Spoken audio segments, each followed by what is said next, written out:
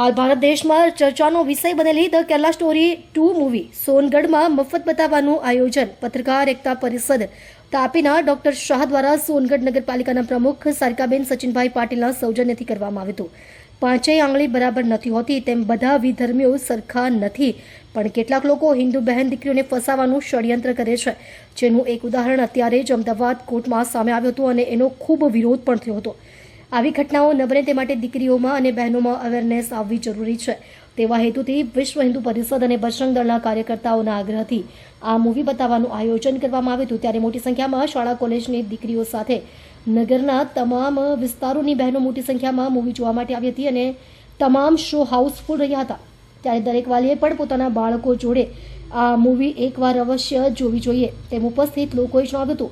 આ આયોજનને પ્રોત્સાહિત કરવા સોનગઢ નગરપાલિકાના પ્રમુખ સારિકાબેન પાટીલ, નગર સંગઠનના પ્રમુખ અમિતભાઈ અગ્રવાલ, નગરસેવક સ્વપ્નિલભાઈ પ્રકાશભાઈ માળી, વિજયભાઈ વસાવા, ફાલ્ગુનીબેન પાટીલ, સંગીતાબેન પાટીલ, નગરના મંત્રી લક્ષ્મણભાઈ કિશોરભાઈ ચૌધરી, રાહુલભાઈ સિમ્પી આ કાર્યક્રમનું આયોજન કરવા બદલ ડોક્ટર બિંદેશ્વરી શાહને બિરદાવી એમનું સન્માન કર્યું હતું. હેતલબેન કોકણી, તાપી. મને આ શીખવા મળી છે કે દરેક દીકરીએ પોતાના મા બાપના આધીનમાં રહેવું જોઈએ અને એમની વાત હંમેશા માનવી જોઈએ, કેમ કે એ લોકો જે કહે છે એ સાચું હોય છે, કેમ કે એ લોકોએ આપણને જન્મથી આજ સુધી સંભાળે છે. અને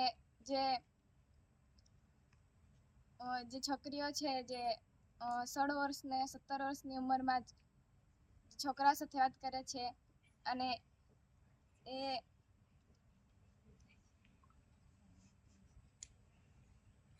સૌપ્રથમ તો આ મૂવી બતાવવામાં આવી એટલે અમે સૌનો આભાર વ્યક્ત કરીએ છીએ.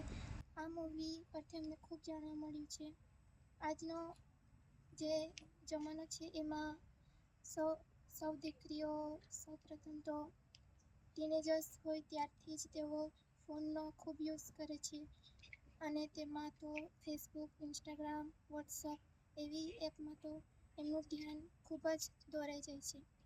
સૌપ્રથમ તો ઇન્સ્ટાગ્રામ એ આજના યુગમાં ખૂબ જ આગળ વધી રહ્યું છે અને તેમાં ખાસ કરીને આ બધી વિદ્યાર્થીનીઓનો જ આઈડી પાસવર્ડ હોય છે અને તેમની જ આઈડી જોવા મળે છે અને ખાસ કરીને તેઓ આઈડી શા માટે ચલાવે છે તો કે તેઓ રીલ્સ બનાવે છે અને અજાણ્યા વ્યક્તિઓ સાથે વાતો કરે છે અને એમના સંબંધમાં ફસાઈ જાય છે. પછી તેઓ માતા પિતાને કહ્યા વગર સંતાઈને એમની સાથે ચેટ કરે છે, વાતો કરે છે, જેથી પાછળથી ઘરે જાણ થાય છે અને માતા પિતા પણ ખૂબ એમને દુઃખ થાય છે. એવું ન કરવું જોઈએ અને મૂવીમાં બતાવવામાં આવ્યું તેમ કોઈ પણ અજાણ્યા વ્યક્તિ સાથે વાતો ન કરવી જોઈએ અને માતા પિતાનું જ પહેલી વાતો માનવી જોઈએ, કારણ કે માતા પિતા જ આપણું બધું સારું વિચારે છે. તેઓ નાનપણથી આપણને મોટા કરે છે અને આપણું ભવિષ્યમાં પણ સારું જ વિચારે છે. એમનો જ આપણે સહકાર અને એમનો જ સાથ આપવો જોઈએ. અજાણ્યા વ્યક્તિ સાથે વાતો ન કરવી જોઈએ અને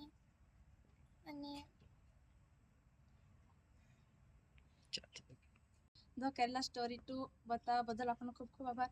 એમાંથી આપણે શીખવા મળે છે કે જે છોકરીઓ ભણવાની ઉંમરમાં જે સોશિયલ મીડિયા પર લાગી રહે છે અને 24 કલાક એના પર એક્ટિવ રહે છે, તો હું સતર્ક એમને કહું છું કે એ જે પણ કરી રહી છે તે અત્યારે થંભાવે અને આગળ એમનું ભવિષ્ય વિચારે અને કરિયર પૂરું કરે એવી હું ઈચ્છા રાખું છું.